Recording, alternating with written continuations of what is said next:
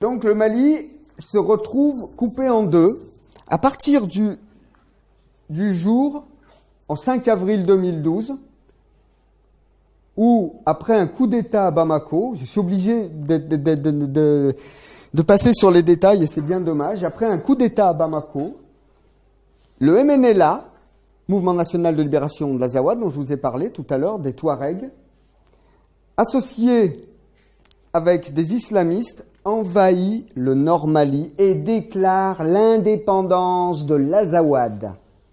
Alors, l'Azawad, en fait, c'est une petite zone géographique qui est dans les Iforas.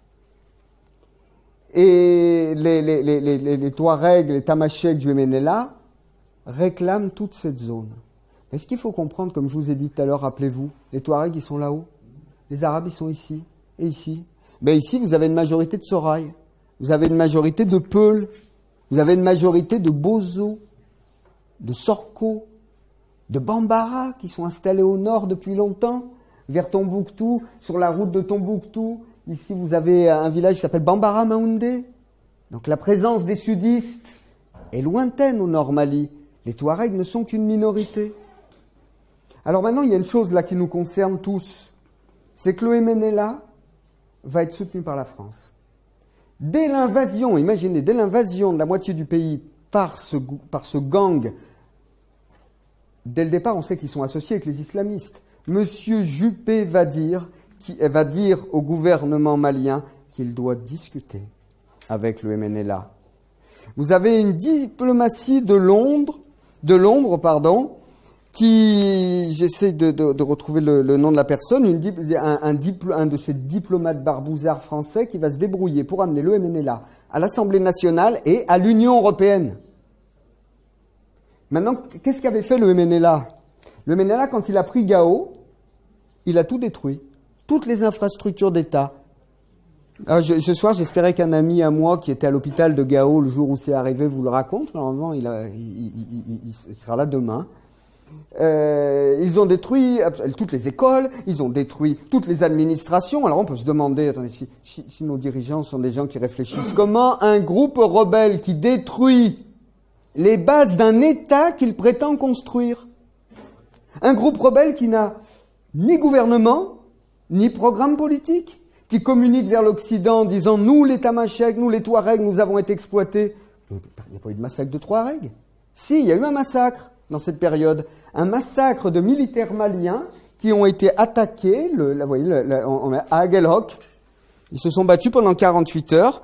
Les survivants ont été égorgés et attachés dans une mise en scène macabre par les gens d'AQMI.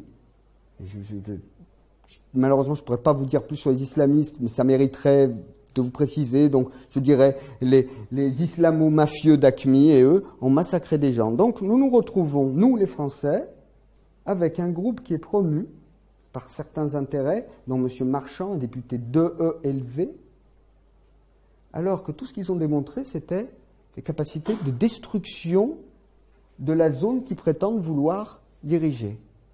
Heureusement, l'État malien va envoyer des Touaregs qui sont des députés de l'État malien, qui vont expliquer qu'ils sont intégrés dans la société malienne et que le MNLA ne les représente pas. Maintenant, ce qu'il faut savoir, c'est que vous avez M. Marceau de l'UMP qui continue à dire qu'il faut découper le Mali. M. Lugan qui nous parle de 3 Azawad, l'Azawad des Arabes, l'Azawad des Touaregs et l'Azawad des peaux noires. Non mais, il faut réfléchir. Est-ce que vous voyez un fleuve ici ? Ici, on est dans le désert. On est dans des pâturages qui vont bien pour les chameaux ou les chèvres. Hein. Et encore, ils ont du mal, comme je vous ai dit tout à l'heure, à les nourrir. C'est un des problèmes de la société Touareg. Il n'y a pas de fleuve. Les populations qui sont ici ne sont pas des Touaregs.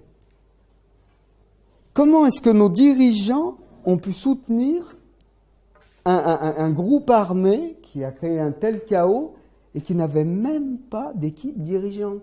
Il faudra attendre le 9 juin avant que le MNLA nous propose un ministère, une équipe de transition qui intègre deux noms Tamashek, un Peul et un Soraï. Je vous ai dit que ces populations sont majoritaires à 85%.